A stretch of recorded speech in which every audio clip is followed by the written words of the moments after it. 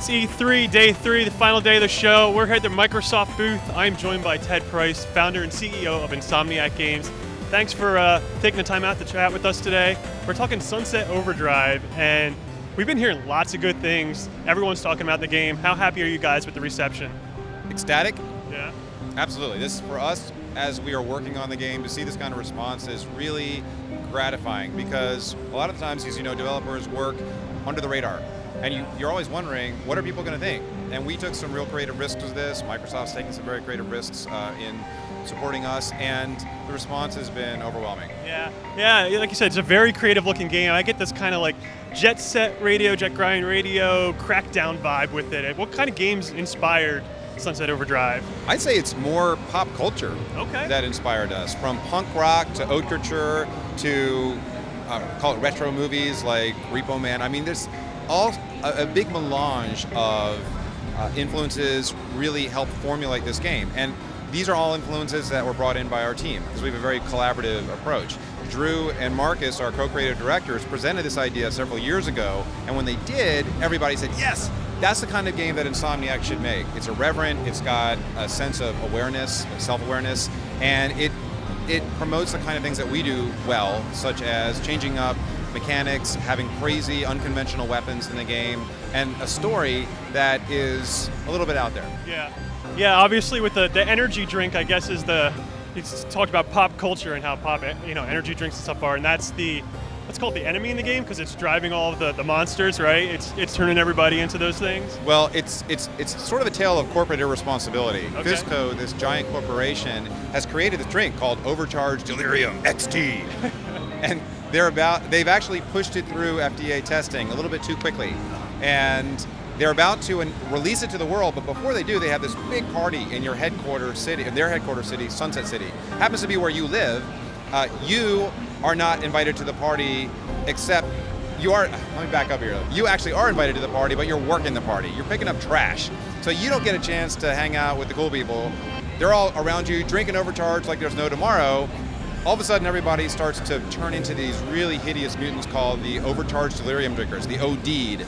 And suddenly the city is transformed. Everybody's running for their lives. You're holed up in your apartment, and Fisco, this giant corporation, spins this PR tale about this viral outbreak. But the reality is, it's their energy drink that's caused this craziness. The next day, however, you realize that you no longer have to worry about this crappy job. You don't have to worry about turning the music down. You don't have to worry about what you wear and having people judge you for it. This is not the apocalypse. This is your awesome apocalypse. I like that. Awesome apocalypse. All right, so you talked about a little bit about the crazy weapons. You guys are known for your weapons in the game, always over the top. Give us an example of something really crazy we'll be shooting those guys with in this game. I have a bunch of favorites. I think the one that we at Insomniac glommed onto the most quickly is the TN Teddy launcher. The TN Teddy launcher is a homemade gun with a little furry and cute teddy bear strapped to the front of the gun, and he's got dynamite duct taped to his belly. So you fire him out, and he kind of walks around and squeaks a little bit and says a couple cute things and then blows up. It's awesome. And that's just one example, and it's a really strategically useful weapon because great area of effect.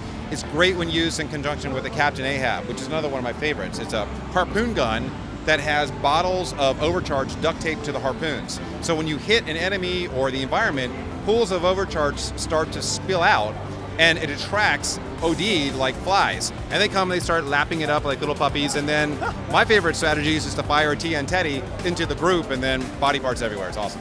Is your office just like littered with like models of all these crazy weapons you guys have made over the years?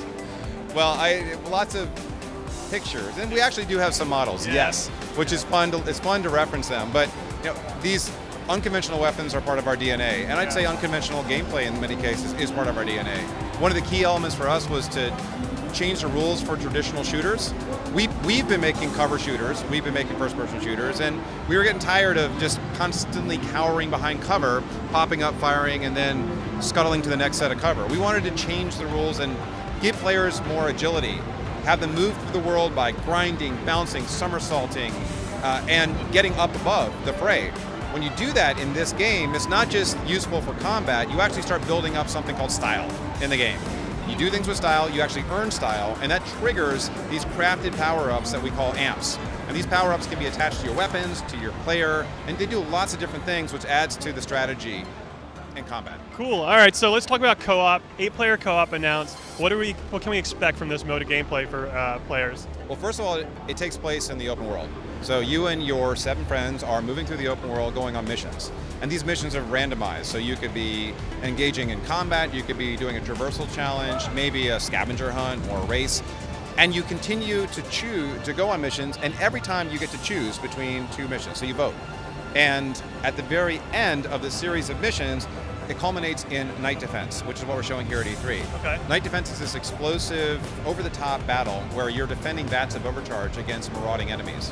If you do not successfully defend your overcharge and the enemies steal it all, you lose. But if you do defend it and you win, you actually win a lot of really cool rewards. Weapons, amp recipes, overcharge, vanity, and you can take all that back into the single-player campaign.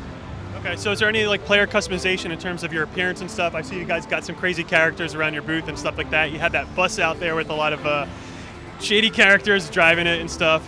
So is there player customization they can bring in so everyone kind of looks their own way in their game? Well, one of the other mantras we have in the game is be who you want to be. And from the very beginning, you get to choose your gender, your body type, your ethnicity, your hairstyle, the vanity that you're wearing, and there's a lot of choices for players. So we expect that there are going to be a ton of different yous running around in the game. So really, it is be who you want to be. A good example is all of our stations down there have completely different characters, and those are just our designers just came up with them before E3 and said, okay, here's what we want to play, but when we release the game, players will have the freedom to start from the very beginning and with who they want to be. They can also change at any time in the game. Cool, it's awesome. So Xbox One exclusive, when can we expect to get our hands on it? October 28th. All right, awesome. Ted, thank you. It's been nice talking to you. Thank you. Really looking forward to it. This is Nick from Co-Optimus. Check out Sunset Overdrive, it looks great.